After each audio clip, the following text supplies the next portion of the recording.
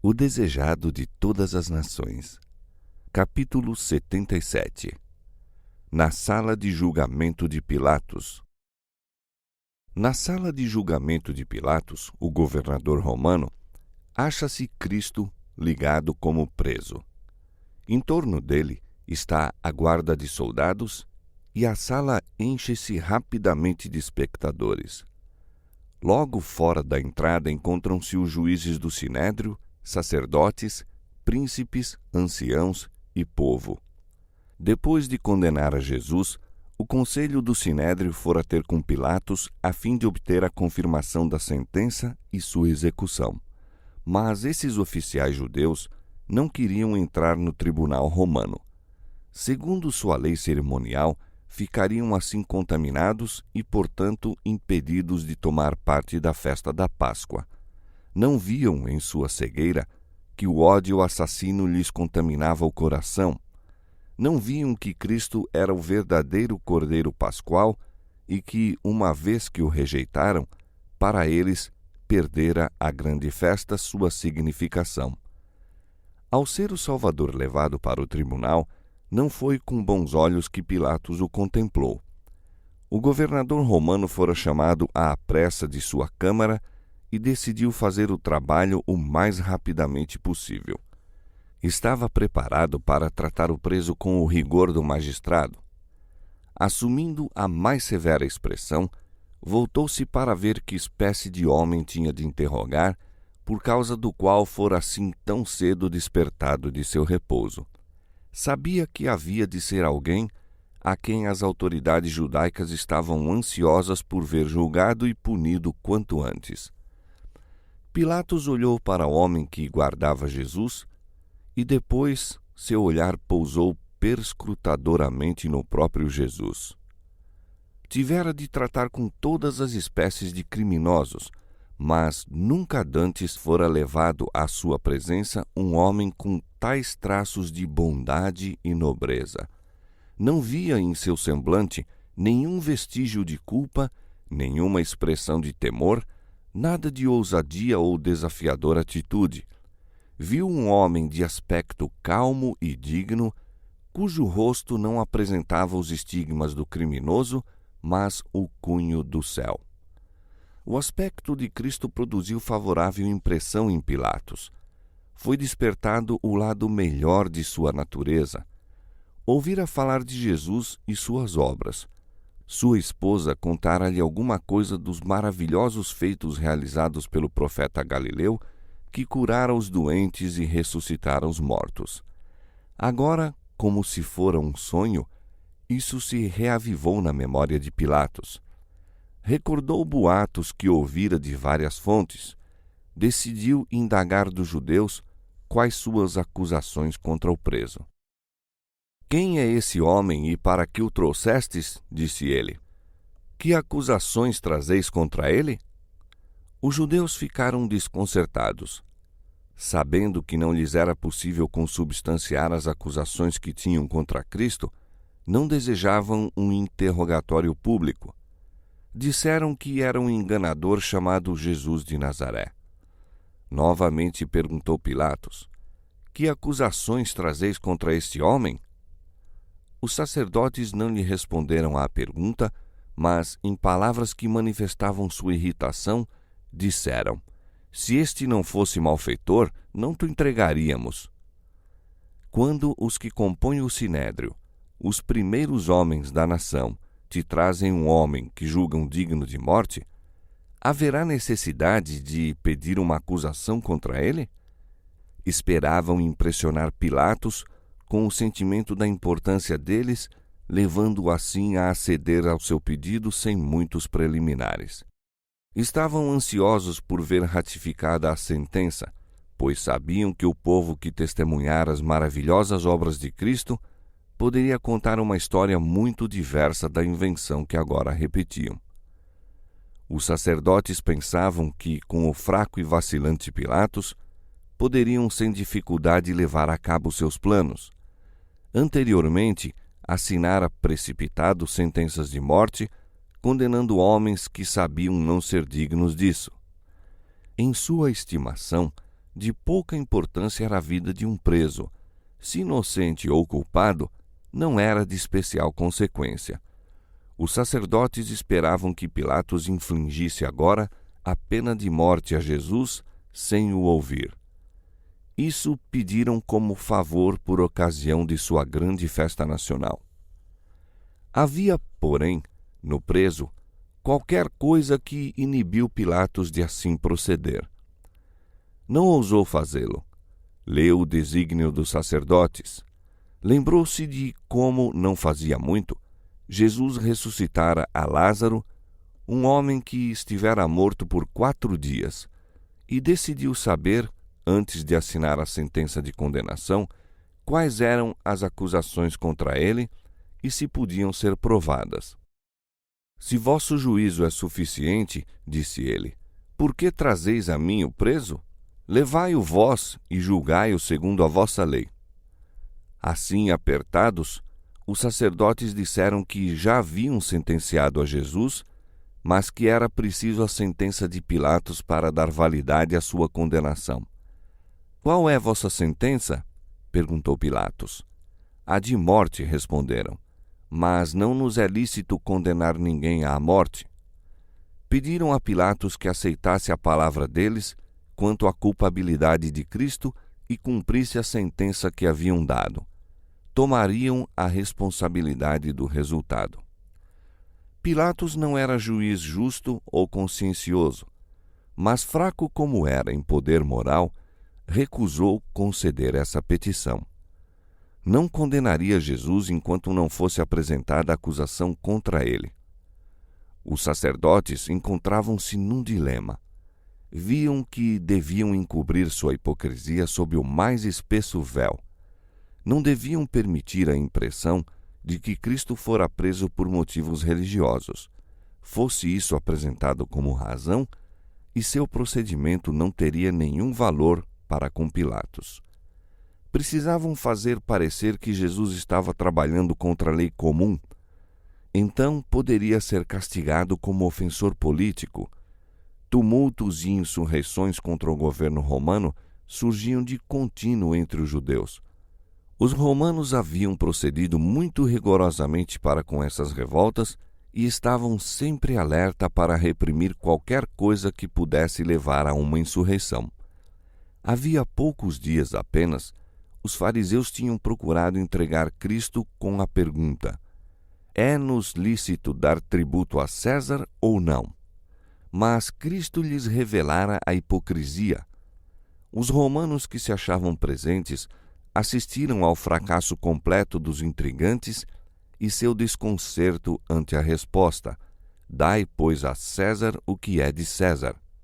Agora os sacerdotes pensaram fazer parecer que, nessa ocasião, Cristo ensinara segundo esperavam que ele ensinasse. Em seu apuro, chamaram falsas testemunhas para os ajudar e começaram a acusá-lo, dizendo: havemos achado este pervertendo a nossa nação, proibindo dar o tributo a César e dizendo que ele mesmo é Cristo, o Rei. 3 acusações, cada uma destituída de fundamento. Os sacerdotes sabiam isso, mas estavam dispostos a jurar falso, contanto que conseguissem seu fito. Pilatos penetrou-lhes o desígnio. Não acreditou que o preso houvesse conspirado contra o governo. Seu aspecto manso e humilde estava totalmente em desacordo com essa acusação. Pilatos convenceu-se de que se urdira artificioso trama contra um inocente que embaraçava o caminho dos dignitários judeus. Volvendo-se para Jesus, perguntou: tu és o rei dos judeus? O Salvador respondeu: tu o dizes. E ao falar ele, sua fisionomia iluminou-se como se um raio de sol sobre ela incidisse. Ao ouvirem-lhe a resposta, Caifás e os que com ele estavam chamaram Pilatos como testemunha de que Jesus concordara com o crime que o acusavam. Com ruidosos brados, sacerdotes, escribas e príncipes exigiram que fosse sentenciado à morte. Os gritos foram repetidos pela turba, fazendo-se um barulho ensurdecedor. Pilatos ficou confundido. Vendo que Jesus não dava nenhuma resposta a seus acusadores, disse-lhe Pilatos: Nada respondes? Vê quantas coisas testificam contra ti. Mas Jesus nada mais respondeu. De pé, por trás de Pilatos, à vista de todo o pátio, ouvia Cristo os insultos, mas não respondeu nenhuma palavra a todas as falsas acusações contra ele feitas. Toda a sua atitude dava prova da inocência consciente. Ficou inabalável em face da fúria das ondas que se lhe quebravam em torno. Era como se os violentos ímpetos da ira, erguendo-se mais e mais alto, com as vagas do clamoroso oceano, se despedaçassem ao seu redor, sem o tocar, no entanto. Ficou mudo, mas eloquente era o seu silêncio. Era como se o homem exterior fosse iluminado por uma luz provinda do interior. Pilatos estava admirado de seu porte. Despreza esse homem os acontecimentos porque não se importa de salvar a vida? Perguntava a si mesmo. Contemplando Jesus a suportar insultos e zombarias sem represália, sentiu que ele não podia ser tão injusto como estava sendo os sacerdotes que clamavam. Esperando obter dele a verdade e escapar ao tumulto, Pilatos tomou Jesus à parte e tornou a interrogá-lo. Tu és o rei dos judeus? Jesus não respondeu diretamente a essa pergunta. Sabia que o Espírito Santo estava lutando com Pilatos e deu-lhe oportunidade de reconhecer a própria convicção. Tu dizes isto de ti mesmo? Perguntou. Ou disseram-te outros de mim? Isto é, será a acusação dos sacerdotes ou o desejo de receber luz de Cristo que motivava a pergunta de Pilatos? Pilatos compreendeu a intenção de Jesus, mas surgiu o orgulho em seu coração. Não queria reconhecer a convicção que o assaltava. Porventura sou eu judeu? Disse. A tua nação e os principais dos sacerdotes entregaram-te a mim. Que fizeste? Passara a oportunidade áurea de Pilatos. Todavia, Jesus não o deixou ainda sem luz. Conquanto não respondesse diretamente à pergunta de Pilatos, declarou abertamente a própria missão. Deu a entender a Pilatos que não buscava um trono terrestre. O meu reino não é deste mundo, disse ele. Se o meu reino fosse deste mundo, pelejariam meus servos para que eu não fosse entregue aos judeus. Mas agora o meu reino não é daqui. Disse-lhe Pilatos: Logo, tu és rei? Jesus respondeu: Tu dizes que eu sou rei. Eu para isso nasci e para isso vim ao mundo, a fim de dar testemunho da verdade. Todo aquele que é da verdade ouve a minha voz.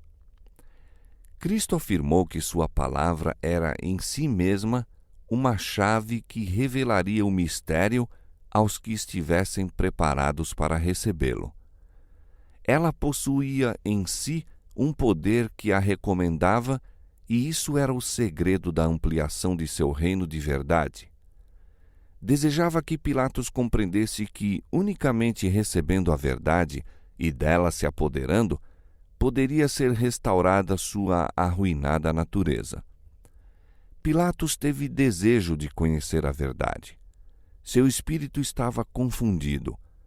Apegou-se ansioso às palavras do Salvador e o coração agitou-se-lhe num grande anelo de saber o que ela era realmente e como a poderia obter.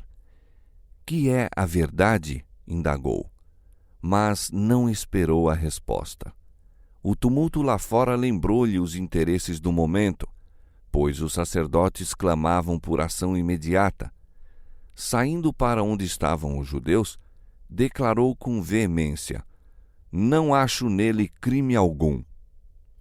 Essas palavras de um juiz pagão foram uma demolidora repreensão à perfídia e falsidade dos príncipes de Israel que acusavam o Salvador.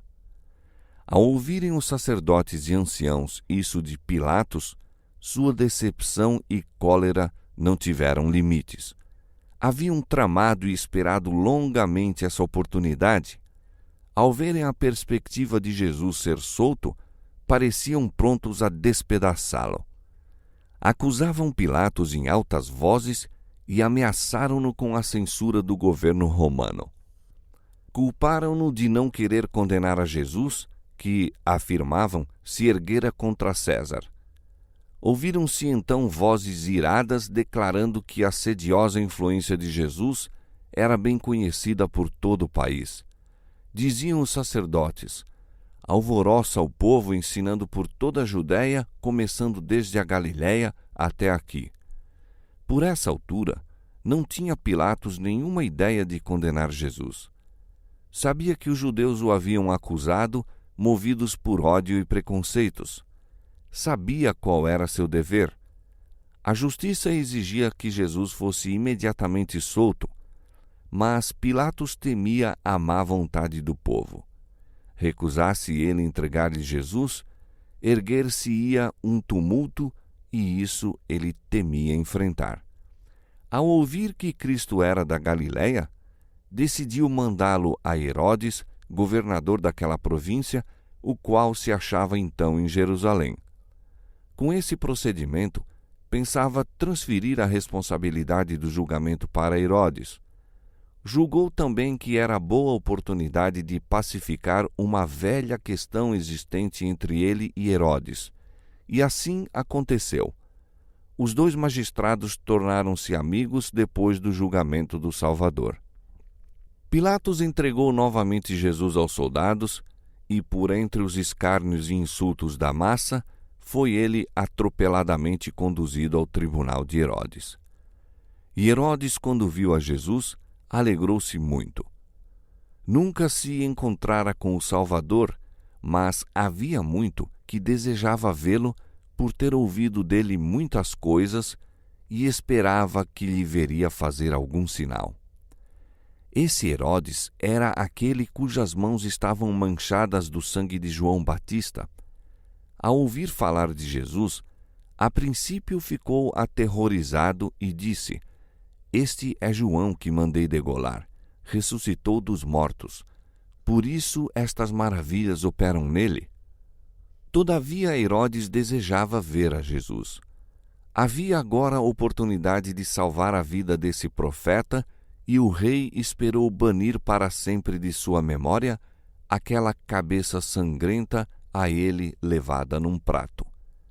Desejava também satisfazer sua curiosidade e pensava que, se oferecesse a Jesus alguma perspectiva de libertação, faria qualquer coisa que lhe fosse solicitada. Um grande grupo de sacerdotes e anciãos acompanhara Cristo a Herodes, e ao ser o Salvador introduzido, esses dignitários, falando todos excitadamente, insistiram em suas acusações contra ele. Mas Herodes pouca atenção lhes deu. Impôs silêncio, desejando o ensejo de interrogar a Cristo. Ordenou que soltassem as cadeias de Jesus, criminando ao mesmo tempo seus inimigos de o atarem rudemente. Olhando compassivamente o sereno rosto do Redentor do mundo, nele leu unicamente sabedoria e pureza. Da mesma maneira que Pilatos, ficou convencido de que Cristo fora acusado por malignidade e inveja. Herodes interrogou a Cristo com muitas palavras, mas o Salvador se manteve em profundo silêncio. Ao mando do rei, foram introduzidos decrépitos e mancos, sendo ordenado a Cristo que provasse suas reivindicações pela operação de um milagre.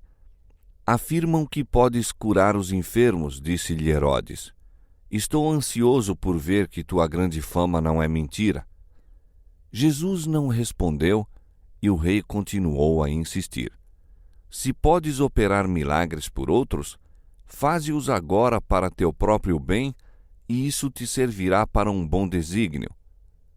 Outra vez ordenou: mostra-nos um sinal de que possuis o poder que a fama te tem atribuído. Mas Cristo era como alguém que não visse nem ouvisse. O Filho de Deus tomara sobre si a natureza humana. Devia agir como o tem de fazer o homem em idênticas circunstâncias. Portanto, não operaria um milagre para se poupar a si mesmo a dor e a humilhação que o homem deve sofrer quando colocado em condições semelhantes. Herodes prometeu que, se Jesus realizasse algum milagre em sua presença, seria solto. Os acusadores dele eram testemunhas oculares das poderosas obras feitas por seu poder. Tinham-no ouvido ordenar à sepultura que desse os mortos. Viram-nos sair em obediência à sua voz. Apoderou-se deles o temor, não operasse Jesus agora um milagre.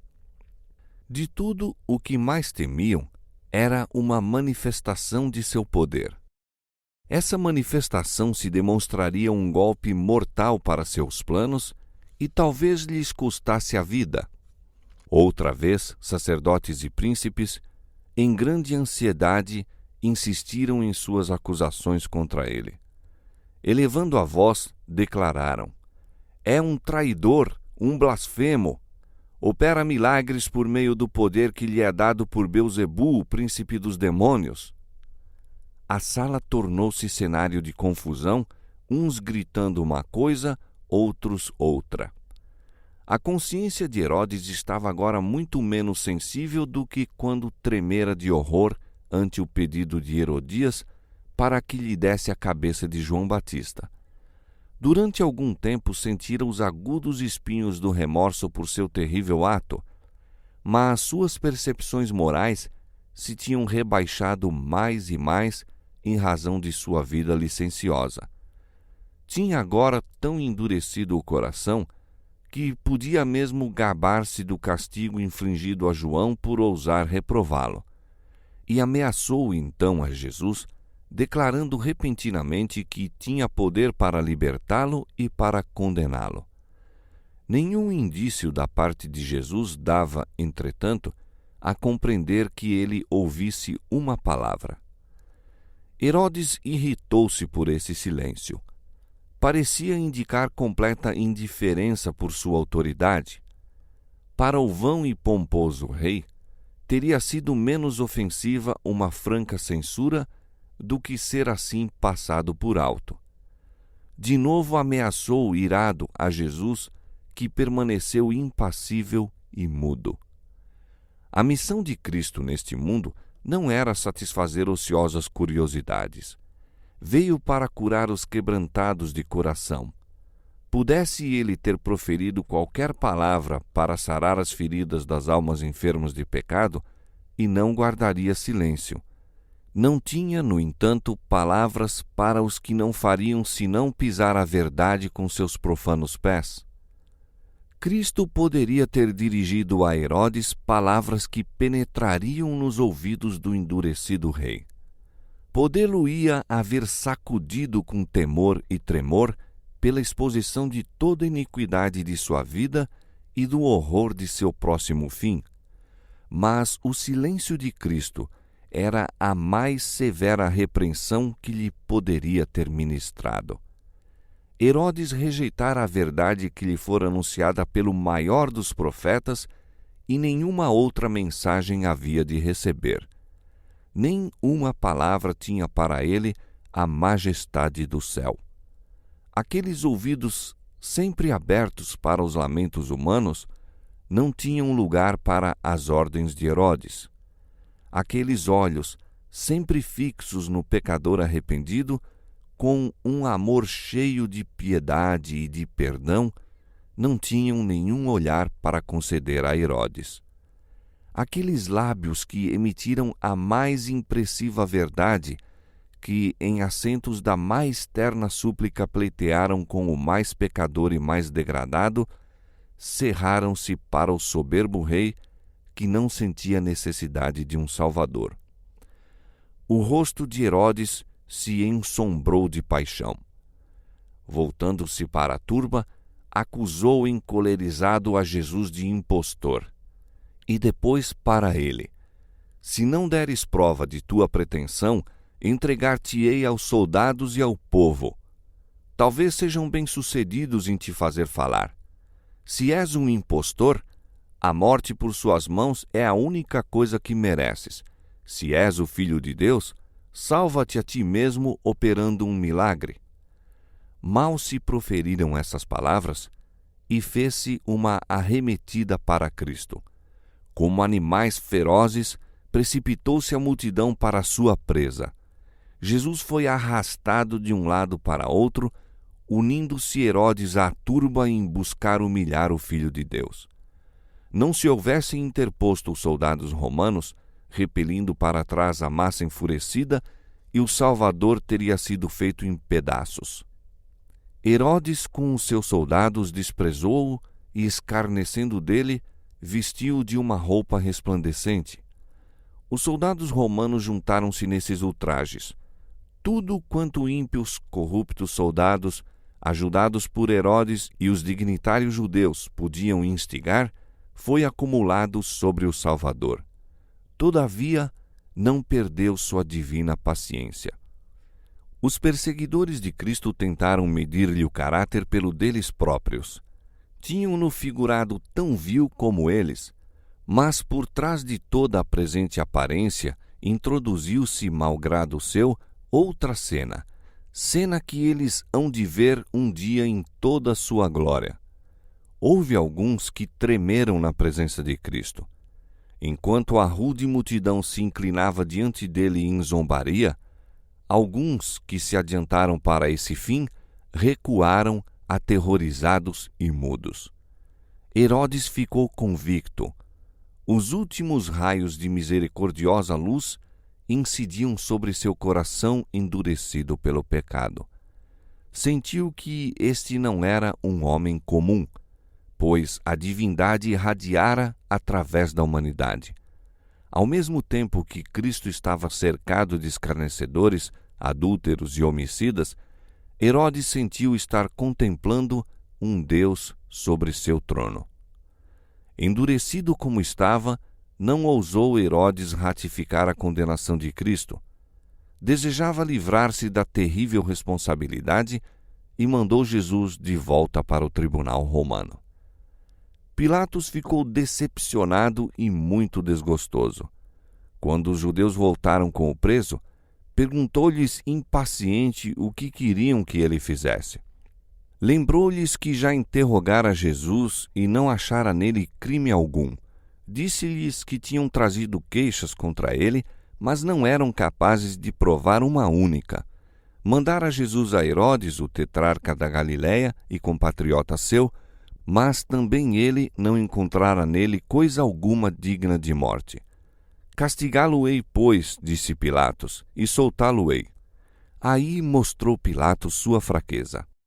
Declarara que Jesus era inocente e, no entanto, estava disposto a fazê-lo açoitar para pacificar os acusadores. Sacrificaria a justiça e o princípio a fim de contemporizar com a turba. Isso o colocou desvantajosamente.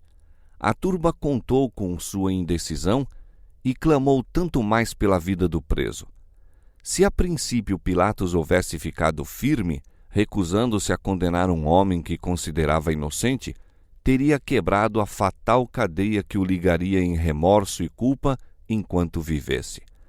Houvesse posto em ação suas convicções do direito e os judeus não teriam ousado ditar-lhe a conduta. Cristo teria sido morto, mas a culpa não repousaria sobre ele. Mas Pilatos dera passo após passo na violação de sua consciência. Escusara-se a julgar com justiça e equidade e viu-se agora quase impotente nas mãos dos sacerdotes e príncipes. Sua vacilação e indecisão foram a ruína dele. Mesmo então Pilatos não foi deixado agir às cegas. Uma mensagem de Deus o advertiu do que estava para cometer. Em resposta às orações de Cristo, a esposa de Pilatos foi visitada por um anjo do céu e vira em sonho o Salvador e com ele conversara. A mulher de Pilatos não era judia, mas, ao olhar a Jesus durante o sonho, não tivera dúvidas de seu caráter e missão. Sabia ser ele o príncipe de Deus. Contemplou-o em julgamento no tribunal. Viu-lhe as mãos estreitamente ligadas como as de um criminoso. Viu Herodes e seus soldados praticando sua terrível ação. Ouviu os sacerdotes e príncipes, cheios de inveja e perversidade, acusando furiosamente. Ouviu as palavras: "Nós temos uma lei e, segundo a nossa lei, deve morrer." Viu Pilatos entregar Jesus aos açoites, depois de haver declarado: "Não acho nele crime algum." Ouviu a condenação pronunciada por Pilatos e viu-o entregar Cristo a seus matadores. Viu a cruz erguida no Calvário, viu a terra envolta em trevas e ouviu o misterioso brado: "Está consumado." Ainda outra cena se lhe deparou ao olhar. Viu Cristo sentado sobre uma grande nuvem branca, enquanto a terra vacilava no espaço e seus assassinos fugiam da presença de sua glória. Com um grito de terror despertou ela e escreveu imediatamente a Pilatos palavras de advertência.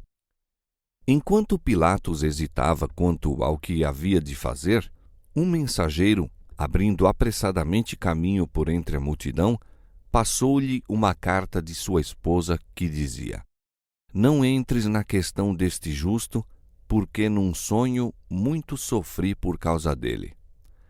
Pilatos empalideceu. Estava confundido ante suas próprias contraditórias emoções, mas, enquanto demorava, os sacerdotes e príncipes inflamavam ainda mais o espírito do povo. Pilatos foi forçado a agir. Lembrou-se então de um costume que poderia trazer o libertamento de Jesus. Era uso, por ocasião dessa festa, soltar algum preso segundo a escolha do povo. Costume de invenção pagã, não havia sombra de justiça nesse proceder, mas era sobremaneira apreciado pelos judeus. As autoridades romanas tinham preso por esse tempo um homem de nome Barrabás, que se achava com sentença de morte.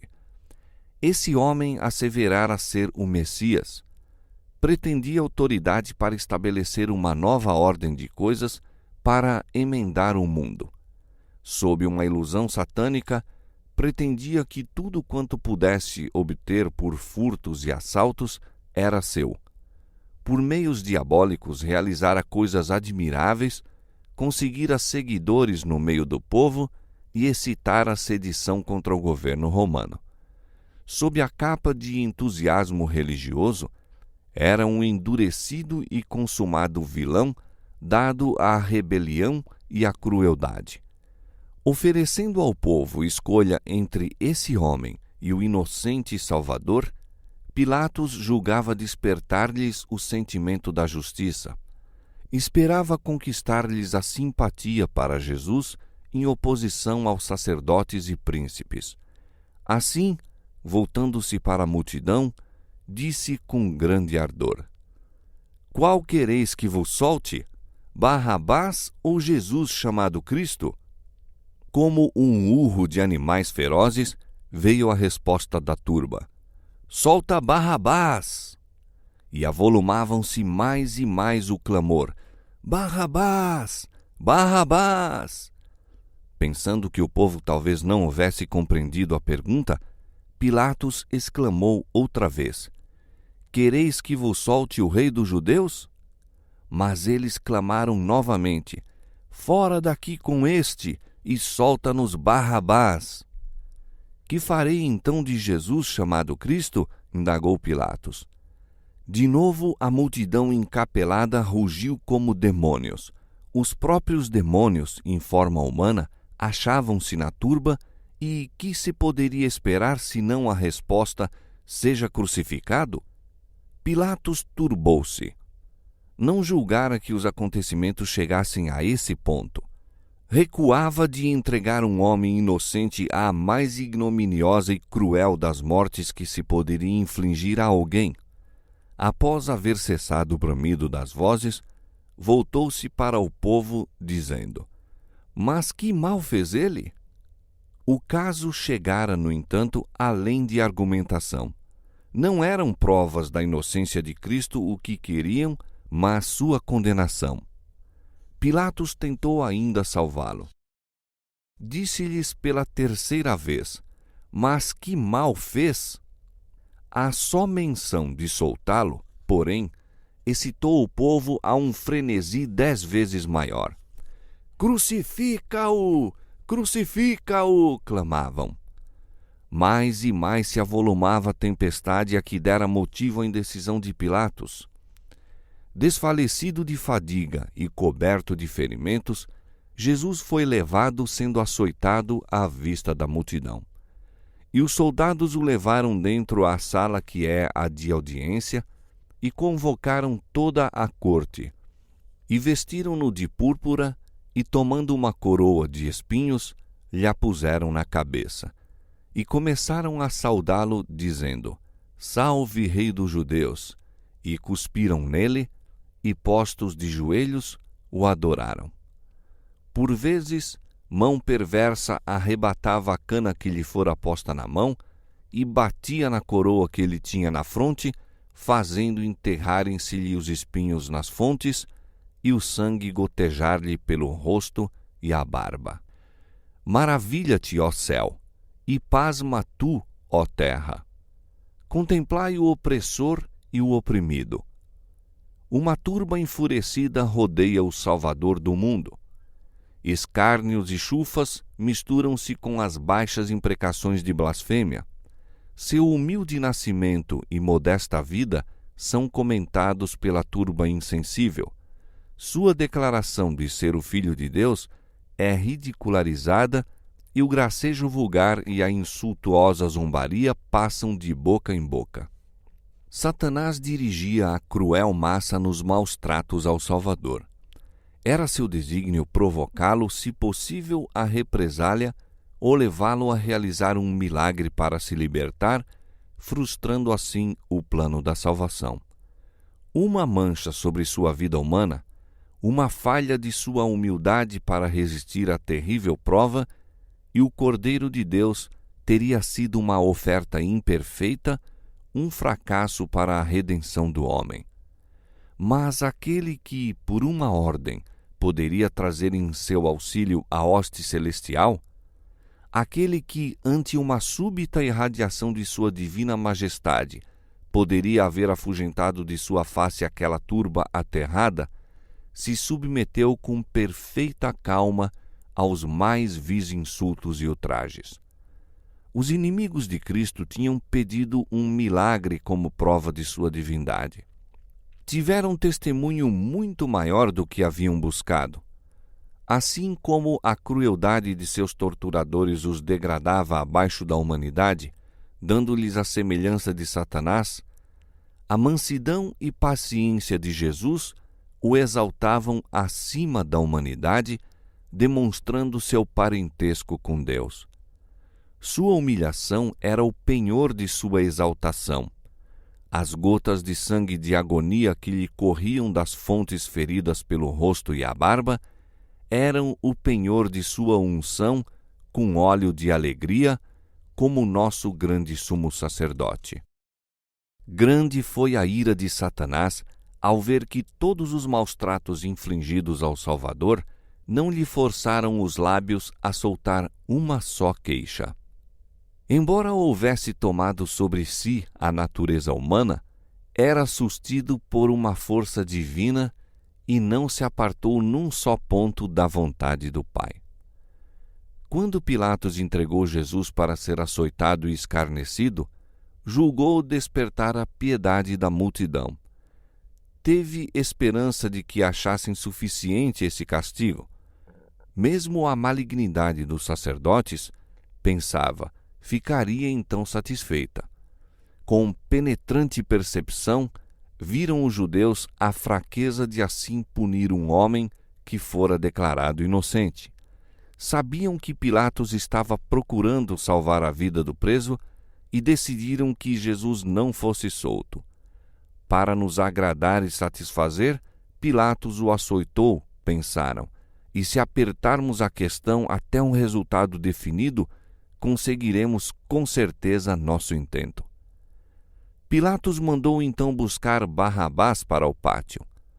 Apresentou depois os dois presos, um ao lado do outro, e apontando ao Salvador, disse em tom solene: Eis aqui o homem.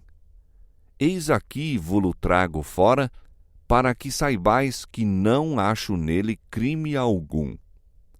Ali estava o Filho de Deus, com as vestes da zombaria e a coroa de espinhos. Despido até a cintura, as costas mostravam-lhe os longos e cruéis vergões, de onde corria o sangue abundantemente. Tinha o rosto manchado de sangue e apresentava os sinais da exaustão e dor. Nunca, no entanto, parecera mais belo. O semblante do Salvador não se desfigurou diante dos inimigos. Cada traço exprimia brandura e resignação e a mais terna piedade para com os cruéis inimigos. Não havia em sua atitude nenhuma fraqueza covarde, mas a resistência e dignidade da longanimidade. Chocante era o contraste do preso ao seu lado. Cada linha da fisionomia de Barrabás proclamava o endurecido criminoso que era. O contraste foi manifesto a todos os espectadores. Alguns dentre eles choravam. Ao olharem a Jesus, o coração encheu-se-lhes de simpatia. Mesmo entre os sacerdotes e principais, convenceram-se de que ele era tudo quanto dizia ser. Os soldados romanos que rodeavam Cristo não estavam todos endurecidos. Alguns lhe fixavam ansiosamente o semblante em busca de um sinal de que ele era um personagem criminoso e de temer. De quando em quando, voltavam-se e deitavam um olhar de desprezo a Barrabás. Não era preciso grande perspicácia para adivinhar o que lhe ia no íntimo. Outra vez, olhavam aquele que estava sendo julgado. Contemplavam o divino sofredor com sentimentos de profunda piedade. A silenciosa submissão de Cristo gravou-lhes a cena no espírito para nunca mais se apagar enquanto não reconhecessem nele o Cristo ou, rejeitando-o, decidissem o próprio destino. Pilatos estava cheio de espanto diante da paciência do Salvador, que não articulava uma queixa. Não duvidava de que a vista desse homem, em contraste com Barrabás, movesse a simpatia dos judeus. Não compreendia, porém, o fanático ódio dos sacerdotes contra aquele que, como a luz do mundo, lhes tornara manifestos as trevas e o erro. Incitaram a turba a uma fúria louca e, de novo, os sacerdotes, príncipes e povo ergueram aquele tremendo brado: Crucifica-o! Crucifica-o! Perdendo por fim toda a paciência ante sua irracional crueldade, Pilatos gritou em desespero: Tomai-o vós e crucificai-o, porque eu nenhum crime acho nele. O governador romano, embora familiarizado com cenas cruéis, moveu-se de simpatia para com o paciente preso que, condenado e açoitado, com a fronte a sangrar e laceradas as costas, mantinha ainda o porte de um rei sobre o trono. Mas os sacerdotes declaram: Nós temos uma lei e, segundo a nossa lei, deve morrer porque se fez filho de Deus. Pilatos sobressaltou-se. Não possuía nenhuma ideia exata de Cristo e sua missão, mas tinha uma vaga fé em Deus e em seres superiores à humanidade. Um pensamento que lhe passara anteriormente pelo cérebro tomou agora feição definida. Cogitava se não seria um ser divino o que estava perante ele, revestido da púrpura da zombaria e coroado de espinhos.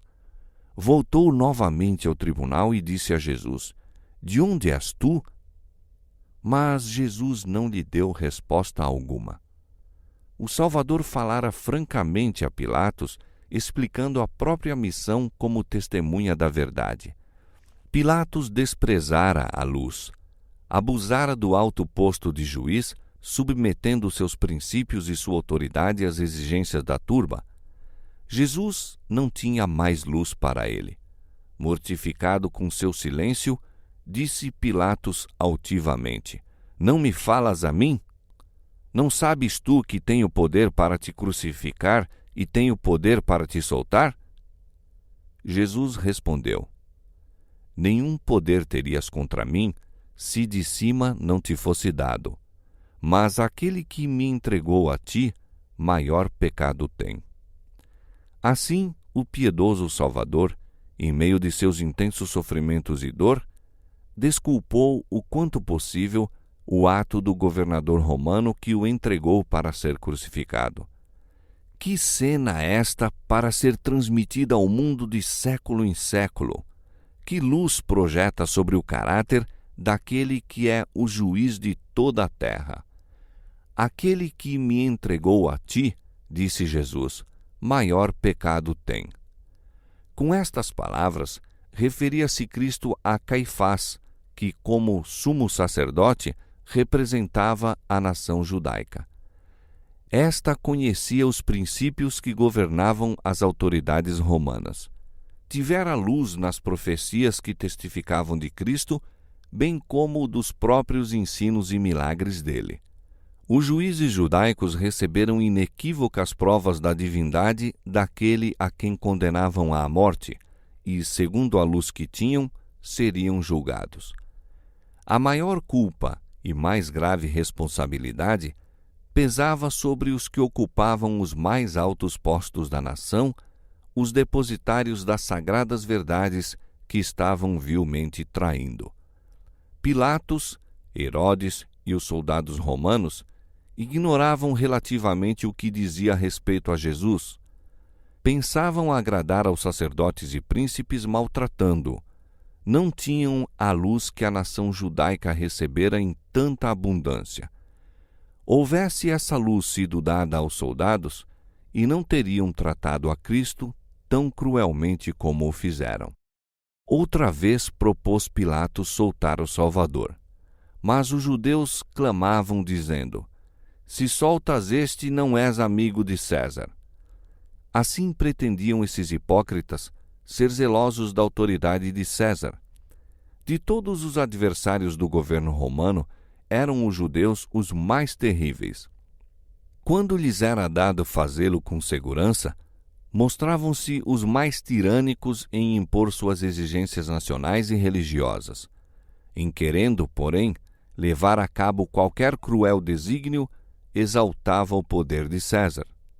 Para consumar o aniquilamento de Jesus, eram capazes de professar lealdade ao governo estrangeiro que odiavam. Qualquer que se faz rei é contra o César, continuaram. Isso era tocar num ponto fraco de Pilatos. Ele estava suspeito ao governo romano e sabia que tal notícia constituía a ruína para si. Sabia que se os judeus fossem contrariados, sua cólera se voltaria contra ele. Não recuariam diante de coisa nenhuma para realizar sua vingança. Tinha diante de si o exemplo da persistência com que buscavam a vida daquele a quem aborreciam sem causa. Pilatos assentou-se então no tribunal, no assento do juiz, e tornou a apresentar Jesus ao povo, dizendo: Eis aqui o vosso rei. De novo se fez ouvir o furioso brado: Tira, tira, crucifica-o! Numa voz que se podia ouvir até longe, Pilatos perguntou: Hei de crucificar o vosso rei? Mas de profanos e blasfêmios lábios partiram as palavras: Não temos rei senão o César. Escolhendo assim um governo pagão, apartara-se a nação judaica da teocracia. Rejeitara a Deus como rei.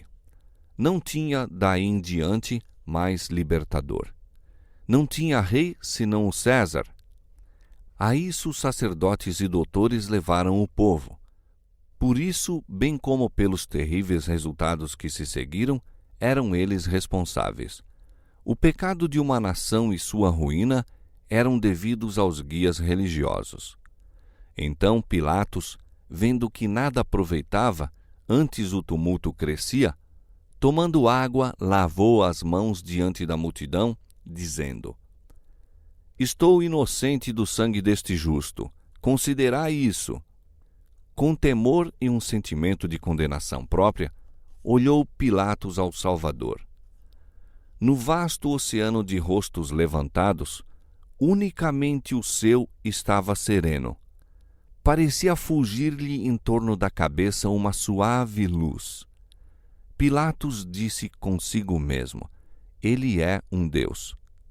Virando-se para a multidão, declarou: Estou limpo de seu sangue. Tomai-o vós e crucificai-o. Mas notai isto, sacerdotes e príncipes: eu o declaro justo. Que aquele que ele diz ser seu Pai vos julgue a vós e não a mim pela obra deste dia. Depois, para Jesus: perdoa-me esta ação. Não te posso salvar. E fazendo açoitá-lo, entregou-o para ser crucificados. Pilatos anelava libertar a Jesus. Viu, porém, que não podia fazer isso e conservar ainda sua posição e honra. De preferência a perder seu poder no mundo, escolheu sacrificar uma vida inocente. Quantos há que, para escapar a um prejuízo ou sofrimento, de igual modo sacrificam o princípio? A consciência e o dever apontam um caminho e o interesse egoísta indica outro. A corrente dirige-se vigorosamente para o lado errado e aquele que transige com o mal é arrebatado para a espessa treva da culpa. Pilatos cedeu às exigências da turba. A arriscar sua posição, preferiu entregar Jesus para ser crucificado. A despeito de suas precauções, porém, exatamente o que temia lhe sobreveio mais tarde. Tiraram-lhe as honras, apearam-no de seu alto posto e, aguilhoado pelo remorso e o orgulho ferido, pôs termo à própria vida não muito depois da crucifixão de Cristo. Assim, todos quantos transigem com o pecado só conseguirão tristeza e ruína. Há caminho que ao homem parece direito, mas o fim dele são os caminhos da morte. Quando Pilatos se declarou inocente do sangue de Cristo, Caifás respondeu desafiadoramente: o seu sangue caia sobre nós e sobre os nossos filhos. As tremendas palavras foram repetidas pelos sacerdotes e príncipes e ecoadas pela turba num bramir não humano de vozes. Toda a multidão respondeu dizendo: seu sangue caia sobre nós e sobre nossos filhos. O povo de Israel fizera sua escolha. Apontando a Jesus, dissera: fora daqui com este e solta-nos Barrabás. Este, ladrão e homicida, representava Satanás. Cristo era o representante de Deus. Cristo fora rejeitado, Barrabás preferido. Barrabás teriam eles. Fazendo sua escolha, aceitaram aquele que desde o princípio fora mentiroso e homicida. Satanás era seu guia. Como nação, seguir-lhe-iam os ditames, fariam suas obras, teriam de suportar-lhe o domínio. O povo que escolheu Barrabás em vez de Cristo havia de sentir a crueldade de Barrabás enquanto o tempo durasse. Olhando o ferido Cordeiro de Deus, os judeus exclamaram: o seu sangue seja sobre nós e sobre nossos filhos. Aquele espantoso brado subiu ao trono de Deus. Aquela sentença pronunciada contra si mesmos foi escrita no céu. foi ouvida aquela súplica. O sangue do Filho de Deus tornou-se perpétua maldição sobre seus filhos e os filhos de seus filhos. Terrivelmente se cumpriu isso na destruição de Jerusalém. Terrivelmente se tem manifestado na condição do povo judeu durante 18 séculos. Um ramo cortado da videira, um morto e estéril ramo para ser colhido e lançado no fogo. De terra para terra, através do mundo, de século em século, mortos em ofensas e pecados. Terrivelmente será aquela súplica atendida no grande dia do juízo. Quando Cristo volver de novo à terra, não como preso rodeado pela plebe, hão de vê-lo os homens. Hão de vê-lo então como o Rei do céu. Cristo virá em sua própria glória, na glória do Pai e na dos santos anjos. Miríades e milhares de anjos, os belos e triunfantes filhos de Deus, possuindo inexcedível formosura e glória, hão de acompanhá-lo. Então se assentará no trono de sua glória, e diante dele se congregarão as nações. Então todo olho o verá, e também os que o traspassaram. Em lugar de uma coroa de espinhos, terá uma de glória, uma coroa dentro de outra. Em lugar do velho vestido real de púrpura, trajará vestes do mais puro branco, tais como nenhum lavandeiro sobre a terra os poderia branquear. E nas vestes e na sua coxa estará escrito um nome: Rei dos Reis e Senhor dos Senhores. Os que dele zombaram e o feriram, ali estarão. Os sacerdotes e príncipes contemplarão novamente a cena do tribunal. Cada circunstância há de aparecer diante deles como se escritas com letras de fogo. Então os que rogaram, o seu sangue caia sobre nós e sobre nossos filhos, receberão a resposta à sua súplica. Então o mundo inteiro saberá e compreenderá. Perceberão a quem eles, pobres, fracos e finitos seres humanos, estiveram a combater.